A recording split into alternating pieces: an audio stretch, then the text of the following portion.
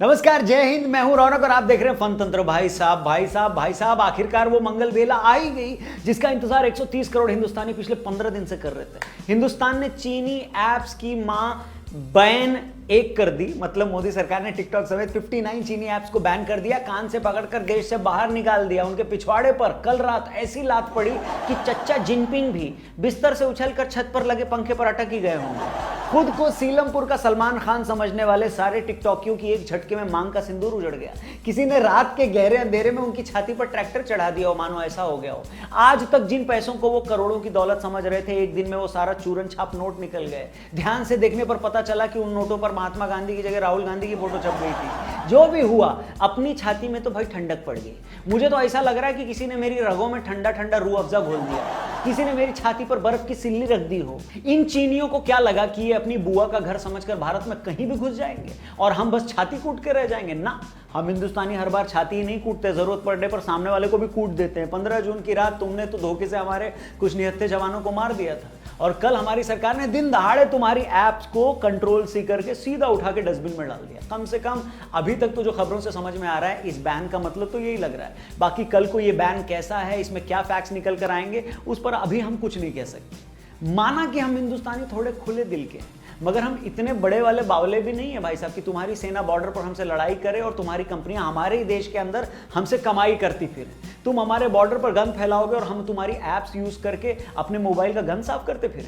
लोग कह रहे हैं कि इसी टिकटॉक ने महीना भर पहले पीएम केयर्स फंड में 30 करोड़ रुपए दान किए थे और सरकार ने उसी टिकटॉक को बैन कर दिया। अरे तो क्या हुआ भाई, ये 30 करोड़ रुपए क्या टिकटॉक वाले अपनी वाइफ के दहेज के कंगन बेच कर लाए थे, या जिनपिंग ने बच्चों को ट्यूशन पढ़ाकर ये पैसे इकट्ठा किए थे? बात करते हो। ये सारा माल तो टिकटॉक ने सिस्टर लोगों की सलवार और मम्मी की साड़ी पहनकर नाचने वाले हमारे लौंडों को बेवकूफ बनाकर ही तो कमाया था। और ये पैसा लेकर अगर धोखा दे भी दिया तो कौन सी आफत आ गई? वैसे भी धोखेबाजी में तो चीनियों ने पीएचडी कर रखी है। चीन तो गली क्रिकेट का वो बच्चा है जो आउट होने पर दोबारा बैटिंग करने के लिए अपनी मम्मी की झूठी कसम तक खा जाता है। ये तो वो लोग हैं जिन्होंने पीछे हटने का वादा करके गलवान वैली में हमारे निहत्थे फौजियों पर हमला कर दिया था। मैं तो कहता हूं कि चीनी कंपनियों से मिले पैसे से ही 10-20 तोपें लेकर आज ही चीन की तरफ तान दी जाएं।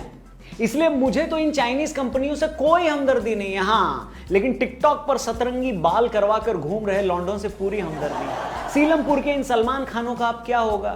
दल्लूपुरा की कटरीना कैफो ने तो इस खबर के बाद अपनी कमर पे स्याही फेंककर सारे टैटुओं की जान ले ली होगी।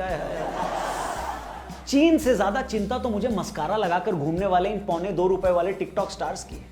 अब या तो चीनी कंपनियां ही इनको पेंशन देना शुरू कर दे, या फिर भारत सरकार मनरेगा के अंतर्गत गंदे वीडियोस बनाने वालों के लिए कोई वैकेंसी निकाले। वैसे भी हर नाकारा आदमी को नेपोटिज्म के नाम पर करण जौहर तो काम दे नहीं सकते। थोड़ा बहुत नाकारों को तो ख्याल सरकार को भी रखना ही होगा। और हाँ, एक चीज जो मैंने नोट की, जिन 59 चीनी कंपनियों के ऐप्स को, जिन चीनी ऐप्स को बैन किया गया, उनमें से एक का नाम है हगो। ऐसा नाम कौन रखता है भाई?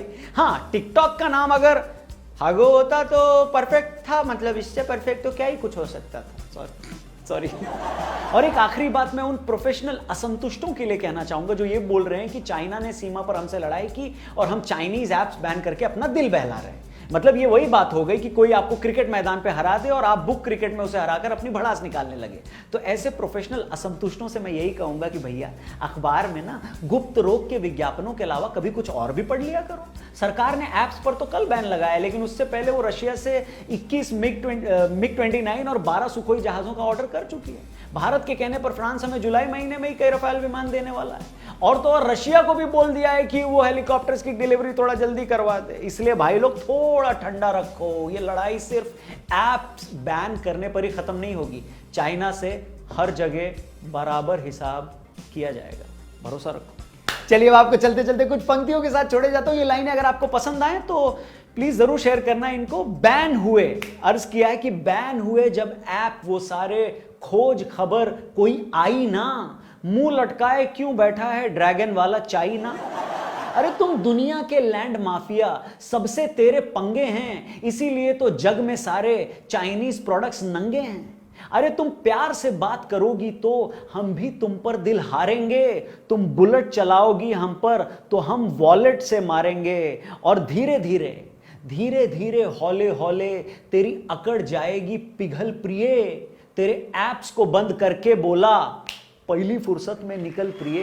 थैंक यू वेरी मच इस वीडियो को पूरा देखने के लिए। वीडियो को जरूर लाइक करना, कमेंट जरूर करके ये बताना कि क्या आपको पहले ही अंदाजा था कि सरकार ये कदम उठाएगी, क्या आपको पहले ये लग रहा था कि ये ऐप्स डिलीट किया बैन किए जाएंगे, या आपने पहले ही इसको डिलीट कर दिया था। ये कमेंट करके जरूर बताना अपने नाम के साथ, और कहां से इस वीडियो को देख रहे हो वो भी जरूर बताना। अगले वीडियो में हो सकता है कुछ लोगों को शाउट आउट मिल जाए। बाकी ये वीडियो अगर कड़क लगा हो, लाइक करना नहीं भूलना, चैनल सब्सक्राइब करना नहीं भूलना। आरजे रौनक नोपो और असली बउआ को भी जरूर सब्सक्राइब करना, उस पर भी धमाल कंटेंट हम लोग डालते रहते हैं। फेसबुक पर देख रहे हो तो पेज को जरूर लाइक करना, और हाँ, अपना ख्याल रखना, सबसे इंपॉर्टेंट ये। नमस्कार, जय हिंद, जय भारत।